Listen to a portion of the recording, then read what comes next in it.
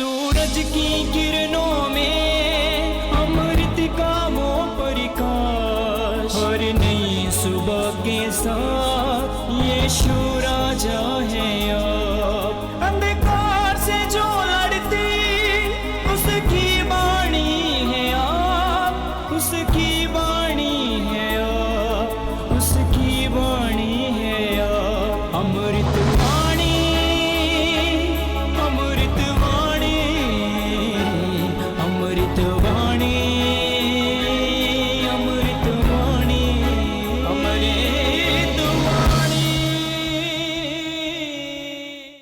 पहला पाठ संत योहन का पहला पत्र, अध्याय 2 पद संख्या 12 से 17 तक। बच्चों, मैं तुम्हें इसलिए लिख रहा हूँ कि उनके नाम के कारण तुम्हारे पाप क्षमा किए गए हैं। पिताओं, मैं तुम्हें इसलिए लिख रहा हूँ कि तुम उसे जानते हो जो आदिकाल से विद्यमान है। युवकों, मैं तुम्हें इसलिए लिख रहा हूँ कि तुमने दुष्ट पर विजय पाई है। बच्चों, मैं तुम्हें इसलिए लिख रहा हूँ कि तुम पिता को जानते हो। पिताओं, मैं तुम्हें इसलिए लिख रहा हूँ कि तुम उसे जानते हो जो आदिकाल से विद्यमान है। युवकों, मैं तुम्हें इसलिए लिख रहा हूँ कि तुम शक्तिशाली हो। ईश्वर का वचन तुम में बना रहता है और तुमने दुष्ट पर विजय पाई है। तुम ना तो संसार को प्यार करो और ना संसार की वस्तुओं को। जो संसार को प्यार करता है उसमें पिता का प्रेम नहीं। संसार में जो शरीर की वासना, आँखों का लोभ और धन संपत्ति का आडंबर है, यह सब पिता से नहीं बल्कि संसार से आता है।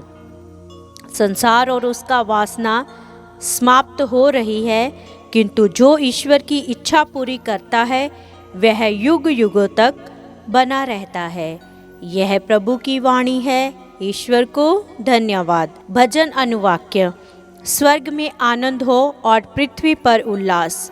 स्वर्ग में आनंद हो और पृथ्वी पर उल्लास। पृथ्वी की सभी जातियों, प्रभु की महिमा तथा शक्ति का बखान करो।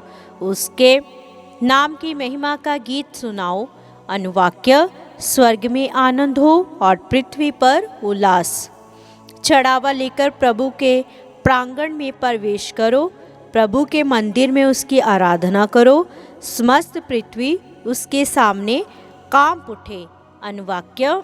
स्वर्ग में आनंद हो और पृथ्वी पर उल्लास। राष्ट्रों को यह घोषित करो, प्रभु ही राजा है। उसी ने पृथ्वी का आधार सुदृढ़ बना दिया। वही न्यायपूर्वक सभी लोगों का न्याय करेगा। अनुवाक्य।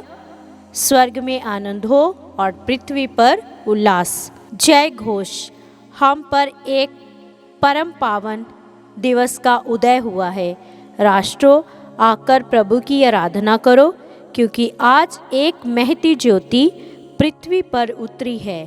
हालेलुया। संत लूकस के अनुसार पवित्र सुसमाचार, अध्याय 2 पद संख्या 36 से 40 तक।